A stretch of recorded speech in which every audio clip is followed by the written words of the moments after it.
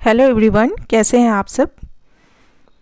आज के video lecture में मैं बात करूंगी the most expected questions of teaching aptitude, जिसकी 2 वीडियो मैं पहले बना चुकी हूं, तो आप उसको प्लीज़ देखें। और आज मैं उसकी जो नेक्स्ट पार्ट है उसको मैं कंटिन्यू कर रही हूं। तो चलिए, the very first question is, when a large number of students with different performance level are there in a class, जब large number of student हो with different performance level, तो obviously क्लास में जो स्टूडेंट होते हैं उनके different performance levels होते हैं। सबकी इंटेलिजेंट एक जैसी नहीं होती, सबकी परफॉर्मेंस एक जैसे नहीं होते हैं ना। तो जब क्लास में लार्ज नंबर ऑफ स्टूडेंट हो और वो डिफरेंट परफॉर्मेंस लेवल के हों, तो क्लास को पढ़ाने के लिए टीचर को कौन सा कम्युनिकेशन जो है वो बेस्ट होगा, कौन सा कम्युनिकेशन टीचर को चूज करना चाहिए क्लास को पढ़ाने के लिए। तो यहाँ पे जो ऑप्शंस हैं, top down and linear, individual centric, self projected और टेक्नोलॉजी एनेबल, कौन सा जो कम्युनिकेशन है टीचर को चूज करना चाहिए एजुकेटिव इंटरेक्शंस के लिए, एक लार्ज क्लास को पढ़ाने के लिए, जहाँ पे कि स्टूडेंट्स जो हैं वो डिफरेंट परफॉर्मेंस लेवल के होते हैं। तो निश्चित रूप से ये टॉप डाउन लीनियर नहीं होगा, क्योंकि स्टूडेंट बहुत लार्ज है ना, बहुत संख्या में स्टूडेंट है, तो ये नहीं होगा। इंडिविजुअल सेंट्रिक नहीं होगा, क्योंकि इंडिविजुअली एक स्टूडेंट को नहीं पढ़ा सकते हैं ना। और सेल्फ प्रोजेक्टेड नहीं होगा। तो मोस्ट एप्रोप्रिएट आंसर क्या होगा, टेक्नोलॉजी एनेबल। टेक्नोलॉजी का यूज करके टीचर्स जो है एक लार्ज नंबर ऑफ स्टूडेंट को अच्छे से एजुकेटिव इंटरेक्शंस कर सकता है, उसको अच्छे से पढ़ा सकता है। द नेक्स्ट क्वेश्चन यहाँ पे है कि which of these is a non projected visual aids, इनमें से कौन सा नॉन प्रोजेक्टेड विजुअल एड्स है। तो स्लाइड्स नहीं है, ये प्रोजेक्टेड है। Overhead projector is also a projected aid and hand held projector is also a projected aid. So here the right answer is option number D, flash card is non projected visual aid. तो इस तरह के question हमेशा आते हैं, तो आप please ध्यान में रखेंगे। यहाँ पे जो राइट आंसर है ये है B, technology enable. Okay, next question जो है हमारा question number 33, instructions which encourage live participation and interaction through online classes.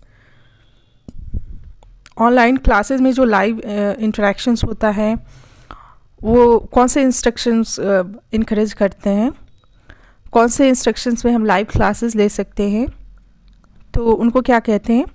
तो उनको क्या कहते हैं, सिंक्रोनस इंस्ट्रक्शन। सिंक्रोनस इंस्ट्रक्शन में हम लाइव क्लासेस ले सकते हैं, ऑनलाइन टीचिंग होती है ना।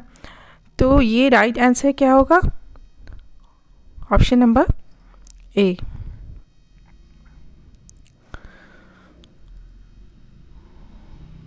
नेक्स्ट क्वेश्चन है, which of the following is used as a dedicated space for foreign language learning where a student accesses audio or audio visual materials। Foreign language learning के लिए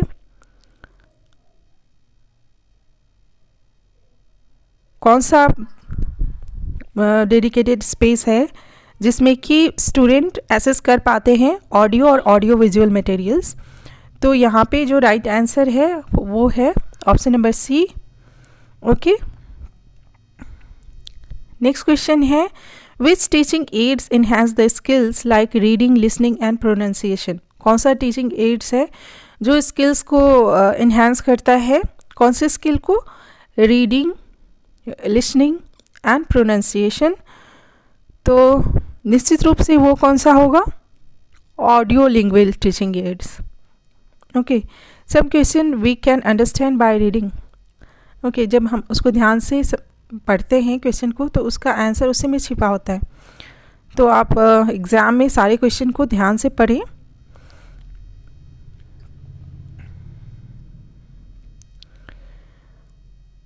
next question है कि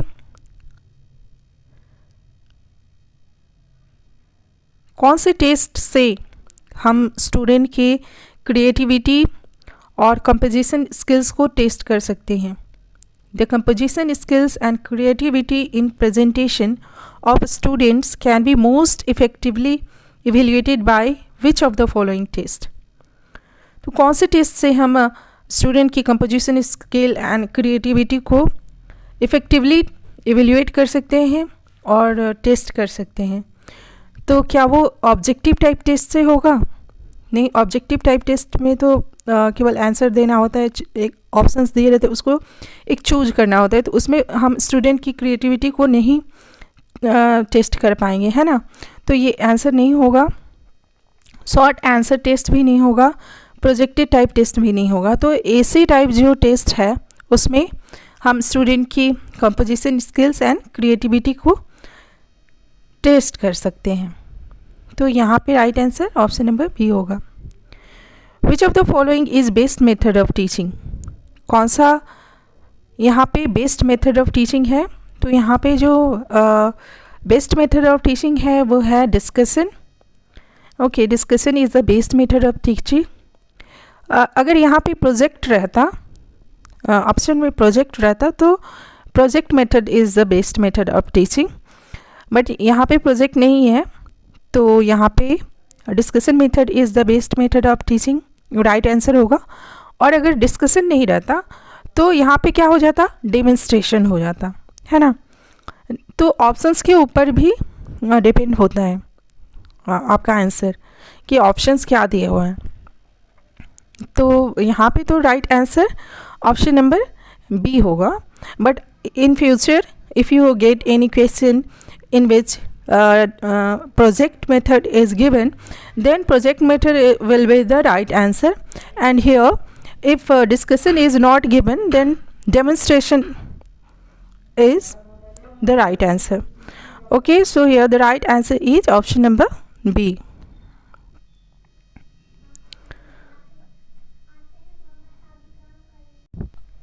Next question है कि what are the required factors that can make a teacher more effective in classroom teaching and learning process?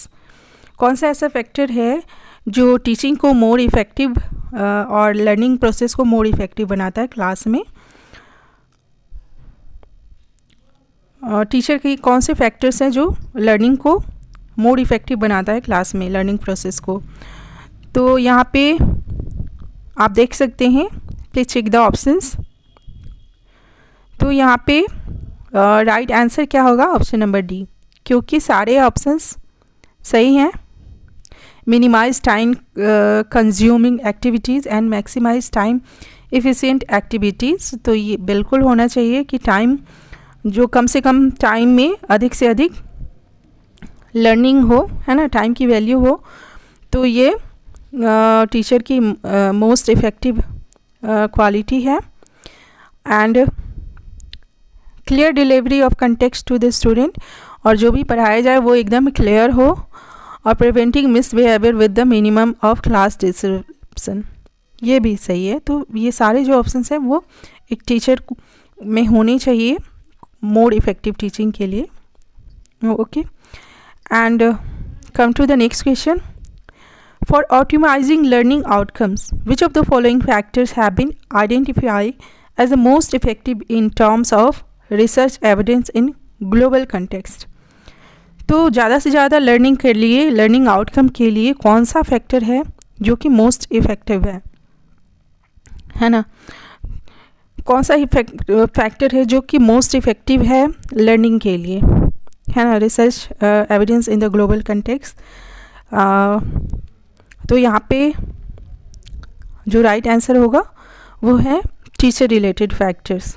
Obviously teaching में teacher related factors जो है वो मोस्ट इफेक्टिव होगा, है ना। तो राइट आंसर यहाँ पे ऑप्शन नंबर सी होगा।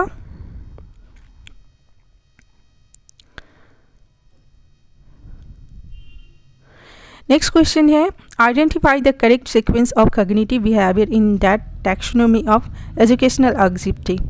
तो यहाँ पे कॉग्निटिव बिहेवियर के सीक्वेंस को आपको आइडेंटिफाई करना है। तो आप एक बार देख लें।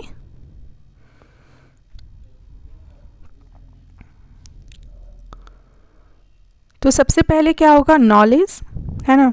नॉलेज ऑब्वियसली हमें पहले नॉलेज होनी चाहिए।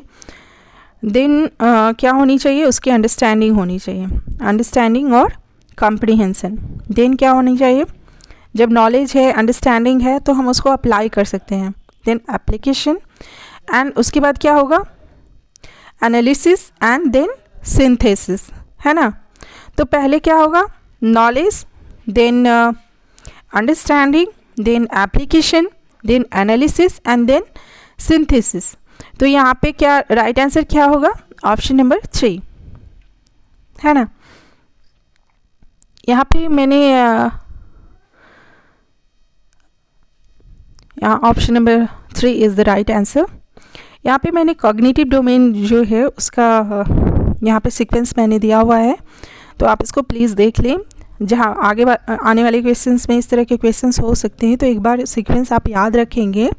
ऐसे आप बस अंडरस्टैंडिंग एक ध्यान में रखिए, और ये बहुत आसान है कि सबसे पहले क्या होनी चाहिए, सबसे पहले नॉलेज होनी चाहिए, फिर उस नॉलेज की अंडरस्टैंडिंग होनी चाहिए, अंडरस्टैंडिंग को कहीं कहीं कॉम्प्रिहेंशन भी आता है। देन उसका क्या होना चाहिए, एप्लीकेशन और एनालिसिस होना चाहिए, है ना। तब नॉलेज होगा, फिर अंडरस्टैंडिंग होगी, तब उस नॉलेज को हम कहीं अप्लाई कर सकते हैं, है ना। एप्लीकेशन और एनालिसिस कर सकते हैं, एंड देन सिंथेसिस। ओके,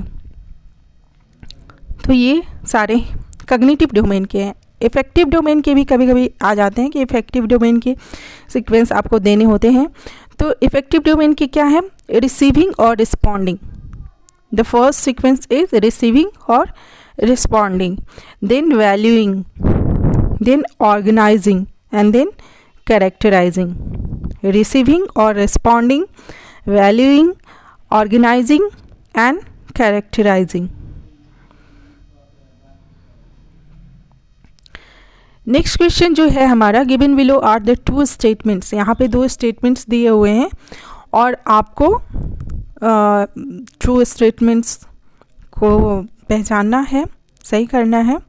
तो स्टेटमेंट 1 क्या कह रहा है कि computer based testing ensure high reliability and validity in the process of evaluation centred on effective and cognitive domains of behaviour. तो ये कह रहा है कि जब हम स्टेटमेंट 1 को समझते हैं, तो ये क्या कह रहा है कि कंप्यूटर बेस्ड टेस्टिंग जो है वो हमारे बिहेवियर, जो कॉग्निटिव डोमेन के बिहेवियर है एंड इफेक्टिव बिहेवियर को, प्रोसेस को टेस्ट कर सकता है। तो क्या ऐसा हो सकता है कि कंप्यूटर टेस्टिंग हमारे जो इफेक्टिव बिहेवियर है और उसके कॉग्निटिव डोमेन है उसको चेक कर सकता है? तो ये गलत नहीं है, ये सही नहीं है, क्योंकि कंप्यूटर जो है वो ऑब्जेक्टिव टाइप टेस्टिंग कर सकता है, बट हमारे इफ़ेक्टिव जो हमारा एटीट्यूड है ना, जहाँ इफ़ेक्टिव आ गया वहाँ पे एटीट्यूड है और हमारे बिहेवियर को टेस्ट नहीं कर सकता। तो जब हम इसको समझते हैं तो ये ऑप्शन जो स्टेटमेंट 1 है वो सही नहीं है। स्टेटमेंट 2 क्या है, support material in the form of programmed instructional models have a tremendous potential to maximise learning. Okay, तो सपोर्ट मटेरियल जो है वो अगर प्रोग्राम्ड हो, इंस्ट्रक्शनल मॉडल हो, तो वो हमारे लर्निंग को मैक्सिमाइज कर सकती है, बढ़ा सकती है। तो ऑब्वियसली सपोर्ट मटेरियल हमारी लर्निंग को बढ़ा सकते हैं अगर वो प्रोग्राम्ड हो और प्रोग्राम्ड इंस्ट्रक्शनल मॉडल्स के रूप में हो, तो ऑब्वियसली वो हमारी लर्निंग को बढ़ाने के लिए ही होते हैं सपोर्ट मटेरियल। तो यहाँ पे राइट आंसर क्या होगा, statement 1 is incorrect but statement 2 is true. तो here right answer is option number D. Again हम क्वेश्चन लेते हैं स्टेटमेंट टाइप क्वेश्चन, क्योंकि स्टेटमेंट टाइप क्वेश्चन बहुत पूछे जाते हैं। तो यहाँ पे पहला स्टेटमेंट क्या है? Statement 1 is the context and a style of communication are the predictor variable or effective teaching. जो context है and जो communication की style है वो क्या है? वो टीचिंग को इफ़ेक्टिव बना सकते हैं, है ना।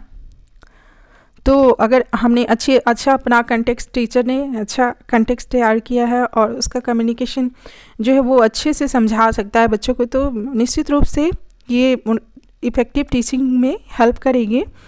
तो ये तो ऑप्शन सही है, स्टेटमेंट 1 इज़ सही। And statement 2 is a good and communicative teacher evokes relatively less question from the students.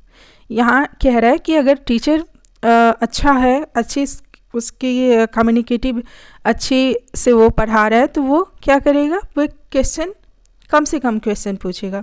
तो ये ऑप्शन गलत है कि ऐसा कुछ नहीं है कि अगर टीचर अच्छा है, उसके पास अच्छी कम्युनिकेशन स्किल है, तो वो कम क्वेश्चन पूछेगा। नहीं, जो अच्छे से पढ़ा रहा है तो वो अधिक से अधिक क्वेश्चन पूछेगा, वो ये इंश्योर कर लेगा कि बच्चों को समझ में आ रहा है।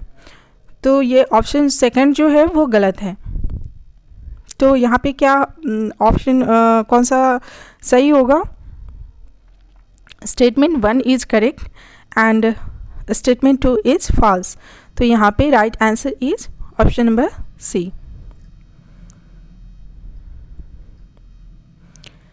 नेक्स्ट क्वेश्चन जो है हमारा, which of the following have been identify as key behaviour contributing to effective teaching. Key behaviour कौन से हैं जो कि टीचिंग को इफेक्ट करते हैं? इफेक्टिव टीचिंग की बिहेवियर कौन कौन से हैं? तो यहाँ पे लेशन है, lesson clarity, lesson clarity,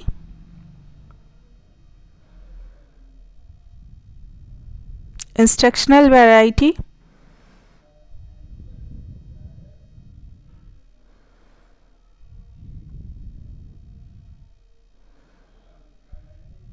and engagement in learning process. यहाँ राइट आंसर क्या हो गया?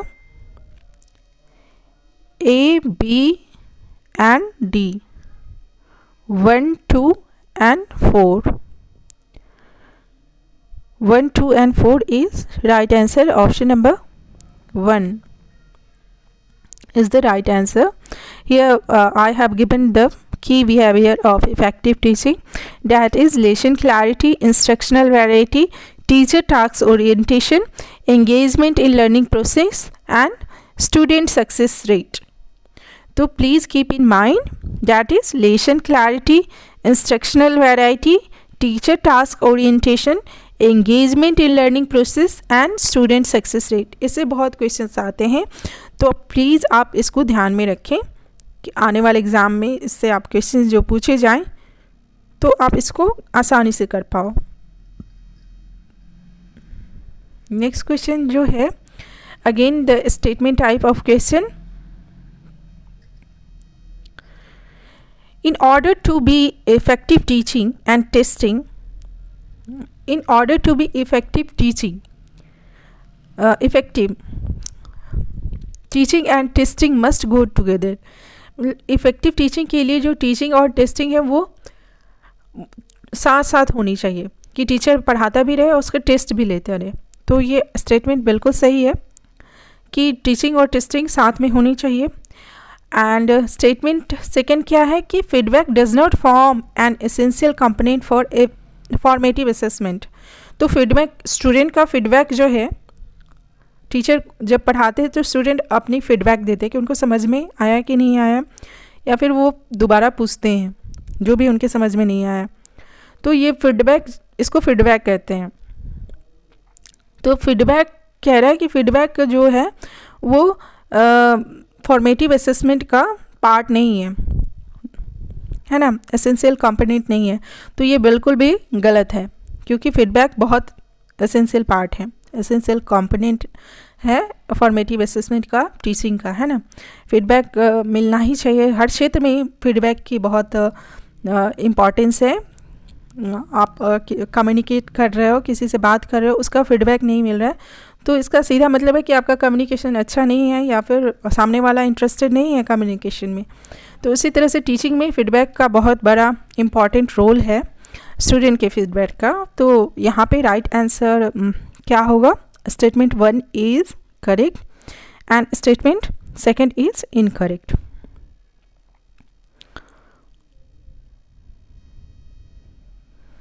तो यहाँ पे right answer option number C होगा। आप क्वेश्चन को एग्ज़ाम में जब एग्ज़ाम दें तो क्वेश्चन को बहुत अच्छे से पढ़ें। कभी कभी हम क्या करते हैं कि जो सही क्वेश्चन होते, जो हमको आते रहते हैं, उसको भी हम गलत कर देते हैं, है ना। टाइम बीतता है तो हम घबरा जाते हैं। इस तरह मैंने कई स्टूडेंट्स को देखे हैं। तो प्लीज़ आप घबराएं नहीं और आसानी से करके आएँ क्वेश्चंस को। नेक्स्ट क्वेश्चन है कि choose the person who has the control over self model of communication and method of delivery in classroom from the following. तो यहाँ पे तो राइट आंसर टीचर ही होगा, है ना। क्या कह रहा है कि पर्सन को चूज करें जिसको who has the control over self, जिसको सेल्फ पे कंट्रोल हो एंड कम्युनिकेशन पे कंट्रोल हो, डिलीवरी पे कंट्रोल हो, है ना, मेथड ऑफ कम्युनिकेशन पे कंट्रोल हो इन द क्लासरूम, तो वो टीचर ही है।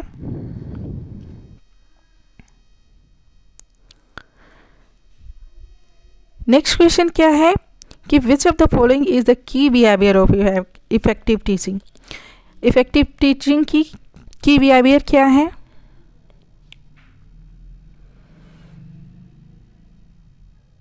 ऑप्शन चेक करें please.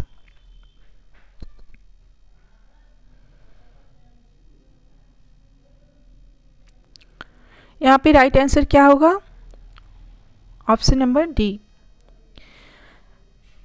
Promoting low error rate contribute in increase level of student self-esteem and positive attitude।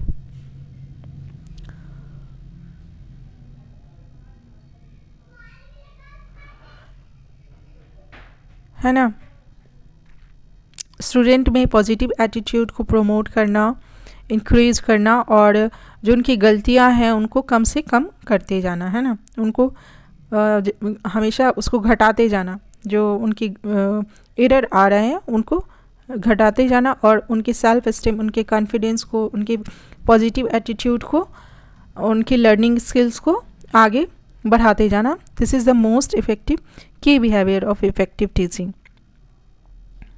ये सारे भी हैं but the most appropriate answer is option number D.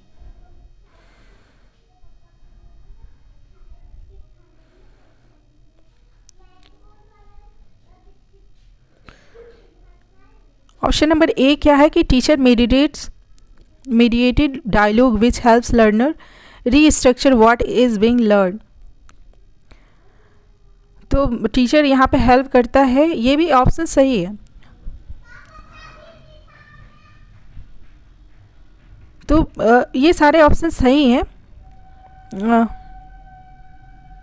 But the most appropriate answer is option number D.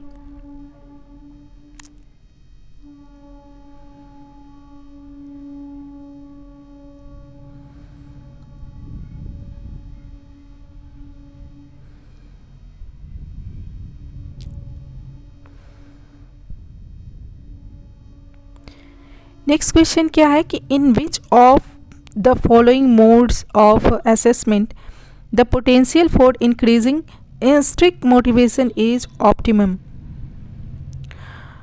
दो इंस्ट्रिक्ट motivation means कि internal motivation, है ना, जब हम इंटरनली मोटिवेट होते हैं तो हम ज़्यादा से ज़्यादा लर्निंग कर पाते हैं। तो इंटरनल मोटिवेशन जो कौन सा असेसमेंट है जिसमें कि इंटरनल मोटिवेशन को ज़्यादा से ज़्यादा इंक्रीज़ किया जा सकता है, तो ये फॉर्मेटिव असेसमेंट बेस्ड एवेल्यूएशन में हम इंस्ट्रिक्ट मोटिवेशन को अधिक बढ़ा सकते हैं, है ना, क्योंकि फॉर्मेटिव असेसमेंट जो लर्निंग प्रोसेस है, फॉर्मेटिव असेसमेंट कब होता है?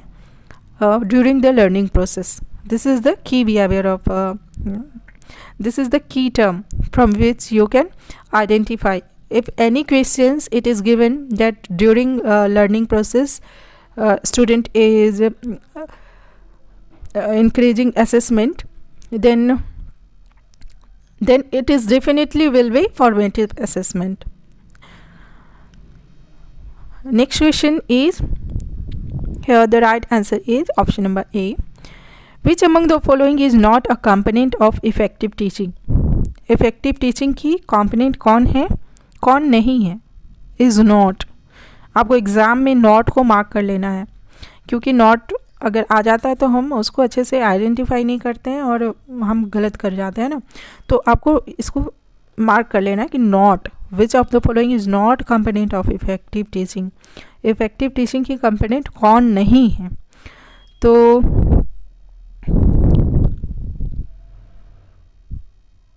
इफेक्टिव टीचिंग की कंपोनेंट ये तो है questioning to check for the understanding of students.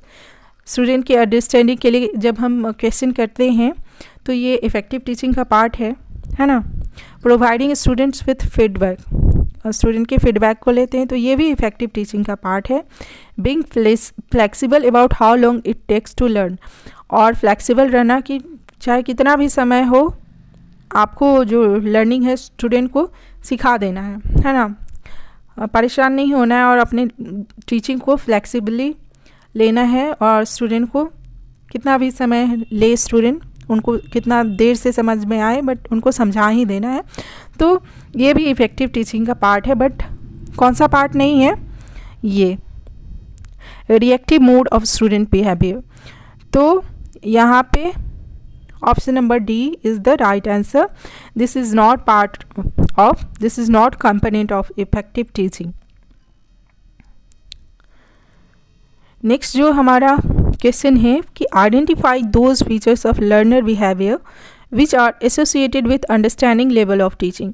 Understanding level of teaching से कौन सा एसोसिएटेड है?